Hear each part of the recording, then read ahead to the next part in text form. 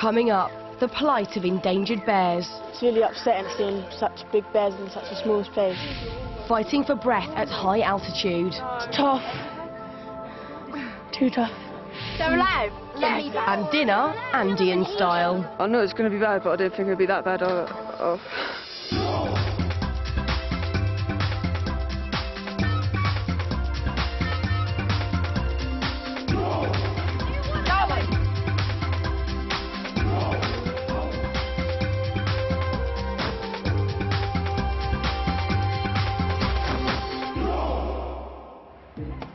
London's Gatwick Airport and the Sirius Andes 8 prepare to leave their families for more than 3 weeks.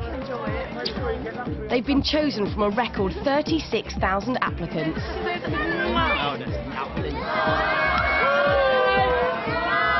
They face one of the toughest trips ever taken on by a Sirius team. They'll be living rough and working hard high in the Andes Mountains. And they'll also attempt a record-breaking climb to 20,000 feet, almost 4 miles up. The adventurers have a marathon 6,000-mile journey to South America, their final destination, the tiny country of Ecuador on the equator. In the foothills of the Andes, their first stop is the Santa Marta Rescue Centre to see the beautiful animals they're going to help, highly endangered spectacle bears. In the main cage, these are the 2 bears that we're going to be helping. One's called Leo and one's called Berta. Oh, look, he's trying to reach. Yeah, they're actually... Look at the size of those claws. Most of the bears here were kept illegally as pets or circus performers before being rescued by the centre. Wow, I want to cuddle it. I feel like While the rescue centre does its best to care for them, the aim is to give them their freedom as soon as possible. Really breaks your heart see them, a big bear in a 10-foot by 10-foot enclosure, and they're just like clawing at the bars to try and get out. And that's where the Sirius Andes team comes in. They'll be building a huge semi-wild enclosure in the mountains where the bears can get used to their natural conditions before being returned to the wild. Our enclosure that we're going to build, it's just going to be paradise. It's going to be them going to a 5-star hotel. Seeing that has made me all the more determined to get that enclosure done as fast as possible and to release them into the wild. It's like inspirational. The adventurers set off on a 4-hour journey to the remote mountains where they'll build the enclosure. Travelling on dirt tracks, they're heading up into the clouds. The higher they go, the colder and wetter it gets. And as they reach 12,000 feet, over 2 miles up, Josh is not feeling 100%. In the last hour and a half, I had a really bad headache, and it still hasn't gone away. So I think it must be the altitude. How are we doing, Josh? Are we breathing a bit? The team have a short climb to their campsite, and in the thin mountain air, they immediately feel the lack of oxygen. Does anyone's chest feel tight? Yeah. I'm so out of breath already. They'll be at the campsite for 3 days for expedition training. Sure. Leaders Ben and Polly show them round. Well, I'll tell you what, it's like a TARDIS. Open it up and have a look. Okay, go. Go on. I'm over in this corner over here. Well good. The camp toilets are rather more basic, just a stool and a plastic bin liner. So anyone want to try it out? Liam. Oh, yeah, that feels good, man. Oh. Oh, yeah, baby. It was actually designed to have a nice little room with a view and actually look out over the river. It's going to stink. It's going to be absolutely disgusting. But it's better than nothing.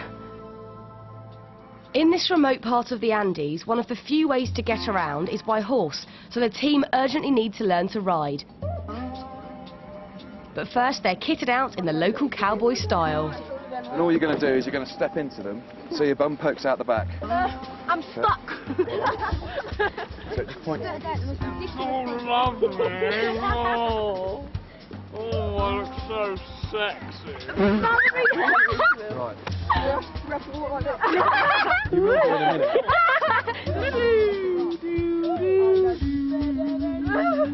These are fantastic.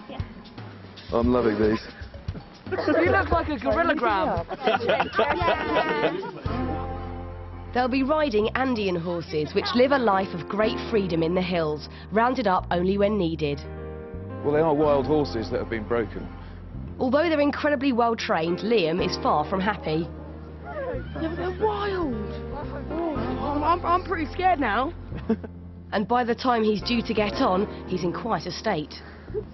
Come on then, Liam. This one's cool. Whoa, no, it ain't. It's spicy. Oh, no, I ain't doing that. He's all right. You're having a laugh. You've ridden a horse before. Once, but it wasn't like that. It wasn't like a wild horse. It's not a wild horse. It's Yes, been broken. it is. It's been broken and it's been It domesticated. runs for around in the riding. wild. It's not staying in stable. Okay. He forces himself to mount, That's it. Okay. but still feels very anxious. Oh, no, wait, Ben, what's it doing? It's all right. It's all right. It's fine. No, it's not all right. No, don't shout. Don't shout. Don't shout. If it starts moving, what are you going to do? Run, No. What are you going to do? jump off, What are you seriously going to do? What have you been told to do? pull it back. Okay, that's all you've got to do is sit down, lean back and pull back on the reins. Hardly any of the team have ridden before. But on such well-trained horses, most of them quickly feel very comfortable. It's actually really, really good fun. It's a really nice horse. I'm really enjoying it. Oh, so good. Fantastic. I love it. I love this horse. It's awesome. Riding is going to be a vital skill throughout the expedition. Don't be doing that. Please don't be doing that. But Liam can't wait for the end of the lesson. It's pretty scary. Did everyone enjoy it? Yeah! No. We're going to be doing a lot more of this.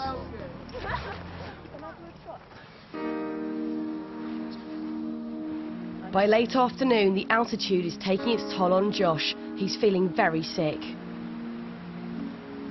Haven't been feeling well at all. I've been having a headache, been feeling dizzy when I stand up, feeling sick when I stand up. I think it is the altitude because I'm hardly ever sick. It was like projectile vomiting. You're right. The expedition doctors are monitoring the situation closely. He has had a headache and we have come to a high altitude, so we're keeping an eye on him for sort of worsening altitude sickness. I would say moderate nausea or vomiting, mild dizziness. If altitude sickness isn't dealt with quickly, it can be life-threatening. So each day, doctors Stefan and Antonia give the adventurers a full checkup. Well, right. That is cold. Cold. In the thin air, their bodies are battling to fight oxygen starvation. Their hearts are already pumping much faster. The things we've noticed so far are that the pulses are tending to increase and the blood pressures have been increasing, which is what we'd expect because that's the first way of adapting to altitude. Even so, their blood currently has 10% less oxygen than normal, so almost any activity leaves them exhausted. They'll need to acclimatise fast for the huge challenges ahead. And me and Liam were just playing catch with the bottle, and even that was, you know, you started to feel breathless just from throwing something around. Besides, you don't really feel it coming on, and then all of a sudden, bang!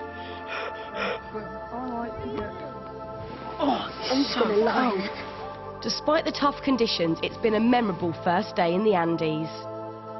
I loved every bit of it, with the mountains and then the big volcano with the clouds surrounding it. It was just overwhelming. I never ever thought it would be like this at all. It is amazing. Like, we are so close to like touching the clouds.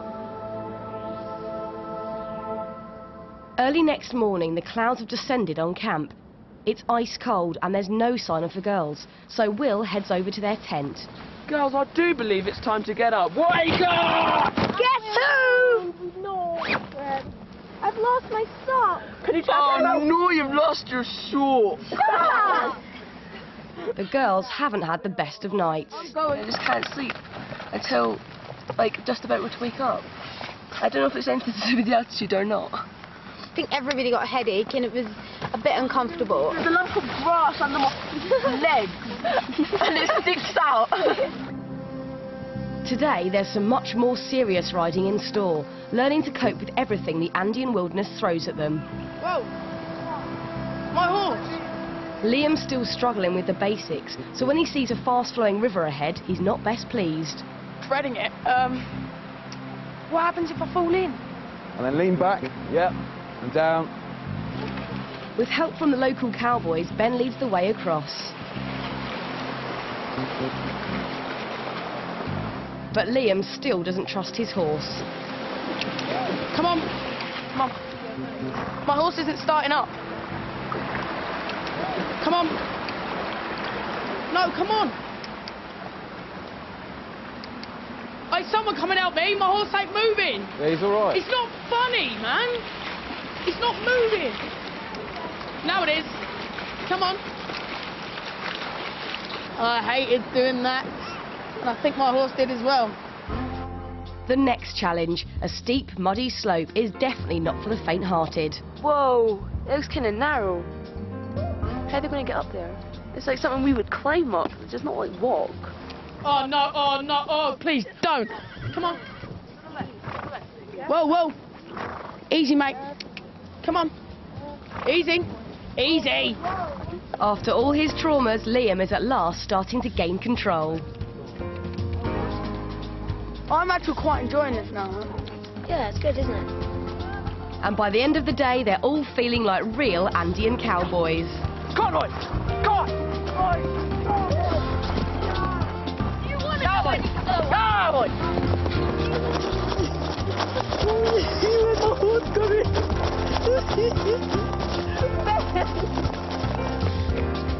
For Liam, it's a remarkable transformation. Oh, that was amazing. I didn't actually believe I could do that. That was fast. It's been an exhilarating day. The whole team is buzzing. Scale of 1 to 10, I would say that was a 10 easy, and that was just amazing. You felt so free, and it was just a brilliant experience. It's just blown me away. It's really awesome. I want to do it again. When are we doing it again? Will we do it again now? With the horses mastered, it's the end of basic training. Time to break camp and begin the main expedition. We're going to be moving to our next camp to start the bear enclosure, yeah? Will we be going on horses or walking? No, we're going to be walking. Oh. With all of our kit. Oh. Is it far? And it is quite far. How many? And do we want to look behind us? It's not at the top of that, is it? We're going over the top of that. Oh, yeah. First thing tomorrow morning. Oh, we're gonna die. Yeah, That's a bit strong. Come on. No, that's just real. The mountain is way too steep to tackle on horseback. It'll take the team to their highest altitude yet, 13,000 feet, 2.5 miles up. I've been struggling quite a bit, and I don't want to be seen as holding up everybody else. Basically, I don't think I can go and make it, really, at all. Nervous. Can't we go out there on a horse? For their last evening in training camp, Ben and Polly have a surprise. They planned a special Andean feast for supper. We've been eating noodles, and we'll probably be eating lots more noodles and rice and mountain food. Yes, love noodles. So, what we thought we'd do is treat you to some local Ecuadorian food. They're guinea pigs, boys. They're guinea pigs. They're alive. Yes. They're alive. Kill them and eat them. In Ecuador, guinea pigs are bred purely to be eaten. Most of the families in Ecuador have and keep guinea pigs in their kitchen, and they eat them on special occasions. I know it seems to us a little weird because we have them as pets. We're not forcing you to do anything here, okay? Now, all we're saying is this is an opportunity which you can be a part of, or you can say, actually, this is not for me, I'm not really into this, and you can walk away, okay? Who here, just out of interest, is willing to have a go at, I don't mean to sound cool. at actually preparing one? I will. Yeah, I'll do anything. Even though that you have guinea pigs at home? Yeah, you're never gonna get a chance to do it again, so I want to do it really. Wait, what have you My got? sister won't forgive me, but I want to do it. How do you feel? I couldn't watch being killed. I can't stand anything being killed. It just really freaks me out. Yeah. And just to see them alive like that, that is what's really horrible. I don't like it at all. I couldn't watch it being killed. No. Well, fair enough. Sorry, guys. Sorry, I'm not comfortable with it. Can you guys say truthfully, hand on heart, that if it came in a supermarket packet, already done in the fillet, would you eat it? Yeah, exactly. but it's like, it's, you know, they're pets. It's, You are kind of, yeah? If you don't want to see one being killed, then please, just move away, and then if you feel comfortable later on and you want to come back, fantastic. At times like this you just get so confused because you know that when you're at home and you're having meat, it's what's happened, it's been killed like that, but just when you're faced with a situation like that, it's completely different. Just seeing it being killed is too much for me. I can't do it. I have guinea pigs at home just like that with ginger and white. Yeah, it's making me feel a bit edgy, but you're never going to get a chance to eat it or skin it or prepare it. The only difference is we're killing it instead of it going back to a factory and then being skinned and then put in a packet and then going in the freezer. So my mate's got guinea pigs, you know, gets them out and, you know, plays with them and stuff, and then, like, you think about, well, actually, you know, we kill cattle to eat it, but that's bred for food, and, oh, I don't know. Polly shows the four who stay how to carry out the slaughter humanely. You're right, yeah? But Sarah finds it too upsetting and has to leave. You're right, Sarah, yeah? Yeah.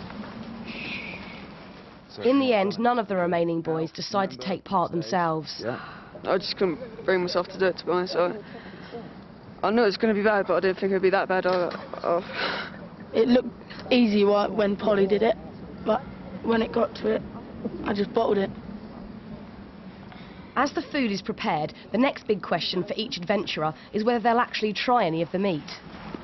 I wouldn't mind if it was like dead and I didn't see it before then.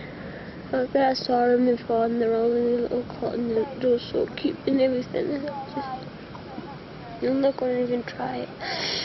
I don't really want to eat guinea pig. I don't like to think about it being killed. I just like to eat it on my plate, and so I am. But I'm just finding it so difficult to decide at the moment. I know I didn't like help prepare with it, but it's just something I totally didn't feel comfortable with, and it's just something that's really confused me at the moment. It's really annoying. The atmosphere is subdued as the guinea pig is finally served. That looks actually quite nice. It is nice, actually. Despite their reservations, all but Sarah and Will decide to try it. Still a bit weird by eating it, but it's alright, really. It's fine. It does have its certain taste to it. I don't see anything special about it. It's greasy. There's not much meat. So ungrateful. I'm not ungrateful, I'm eating it because those have been killed to be eaten. I'm not letting them go to waste. It's a cross between chicken and guinea pig. But how did you work that one out, Lee? The day of the big climb dawns cloudy and bleak, matching the mood of several of the adventurers. Sarah's feeling especially down. I don't think I'm going to make all that. This bag is not going in.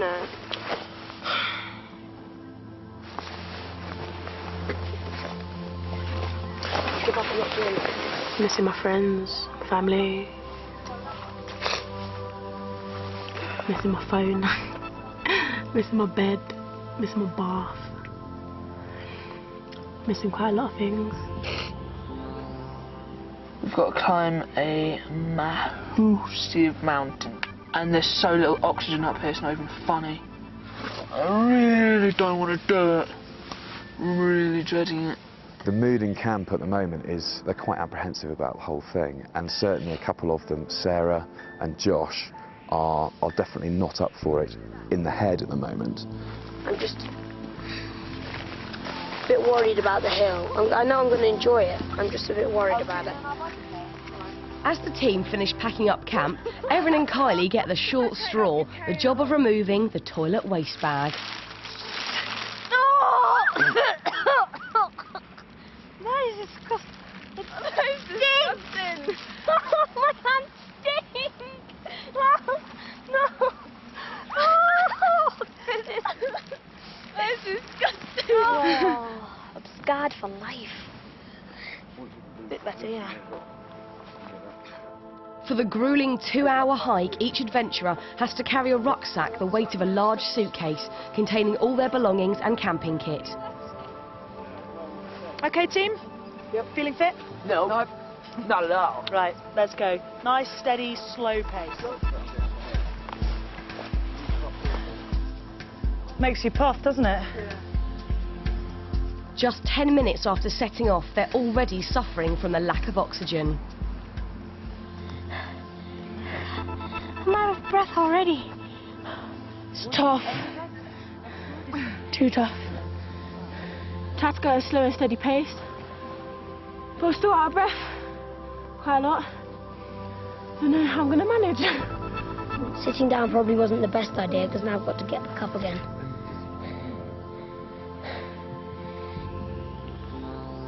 Come in behind me. Really small paces.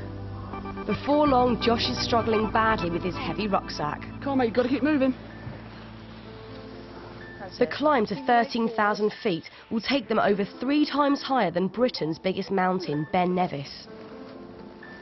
But after half an hour, some of the team are starting to doubt they can make it. I know I'm just not strong enough to get up. But look how far we've travelled. Yeah, look how far we've still got to go. That's all right. Yeah, but that's not a problem. Is the glass half empty or half full? Exactly. There's a few people here at the moment that aren't showing that, okay? We are going to go now for a good 20-minute stretch and we're not going to stop. So what we want to see is application. Head down, grunt, let's do it. Is that cool? Josh is by far the smallest of the group, and before they get going again, Will offers to carry some of his load.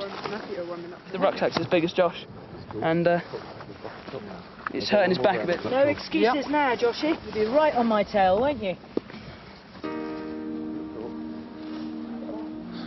Despite her lack of self-belief at the start of the day, Sarah is doing surprisingly well. I'm alright, I'm just going at my own pace. Just keep drinking the water. I'm alright for now.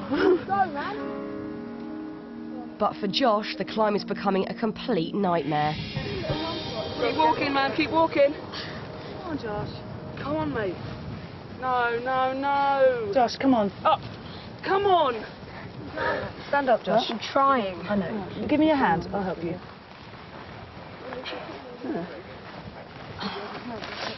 My chest feels like really tight. I have to keep on stopping and breathing, otherwise I feel really weird. Josh, we've got to keep going. Yep. At a steady, slow pace. But not too slow, because we've got to get there. The higher they go, the worse the weather gets, and the team are finding the constant stops for Josh very frustrating. So going too slow and stopping, and the more we stop, the more colder we get. So I think we should just keep this pace that we're going on, just keep on going. Too tight now. Right, come to me, quick, and I'll loosen it. Too tight, too loose. Look at the pace you got now. Yeah, you can move when you want to. Yes. Yeah, but I'll be dead by the time we get to you. Come on. Nice weather, isn't it? As the icy rain lashes down, Josh soon grinds to a halt yet again. Josh, no stopping. What are you doing? Josh. The team are starting to get dangerously cold. Come on, Josh. Josh, mate, come on. Let them go in front of me, because they keep on complaining how cold they are when I stop. So Well, don't stop. If I'm at the back and I stop, then they're not going to get cold. Yeah, but if you stop at the back, you're going to get left behind. But Josh decides he's going nowhere. Josh, get up and go. Come on, Josh. Go. No, you have to go. I just can't go, and they complain about how cold they are when I stop, and they don't want to go in front of me. That's because we don't want to leave you behind. I won't be left behind. Josh, we're an expedition and we're a team. And you're a member of that team. We're not leaving you behind. You're at the front. You're setting the pace. Yeah. So I suggest... And this is my pace. I know, but your pace is not sitting down. Your pace is keeping moving, all right? And I have to say that the longer you sit down, the more of a risk you become to the rest of the group. Because it's actually quite cold, it's windy, it's wet. People are getting cold standing around waiting for you. So what I'm asking you is, let's really, really push ourselves for the next half an hour, right? He digs deep to get going once more. You can just keep going like that, and just keep going, that's perfect. Right, gets a little bit steeper up here, folks, so you might want to hold on to the tufts of grass. It's just so tough. So tough. Nice and steady.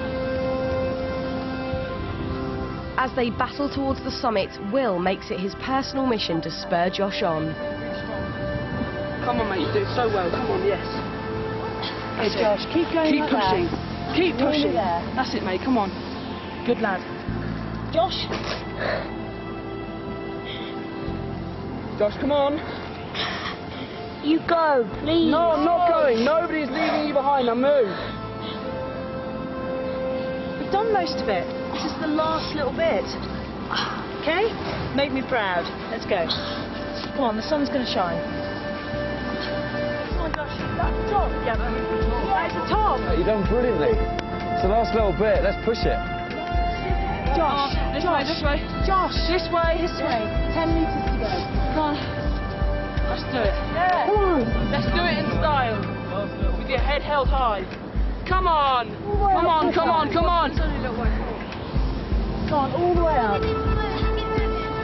Onto the flat. We are there. No, we're not. Not yet, not yet. Through the top. Come on, Joshy. Come on, move. Last little bit. Josh. Go! Good lad. Last little bit. You see?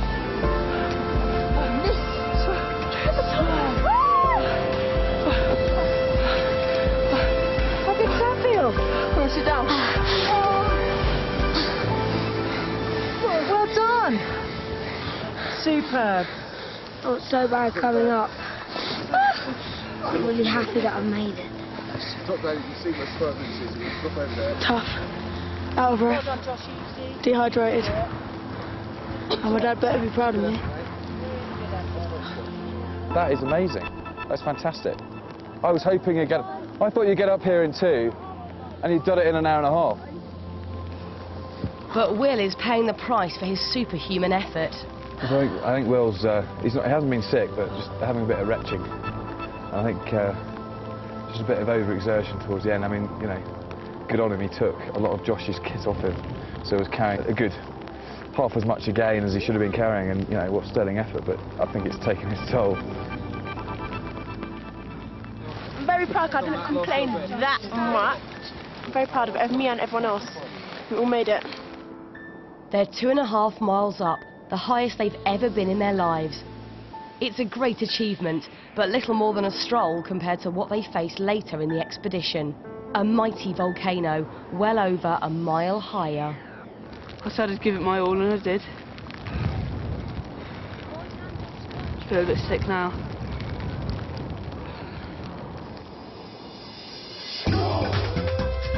Next time on Serious Andes, digging deep to help rare bears. I just really want to go to bed. Emotional contact with home. God sake, Josh, we work as a team! And growing conflicts in the group. She comes next to me today, I'm going to punch her.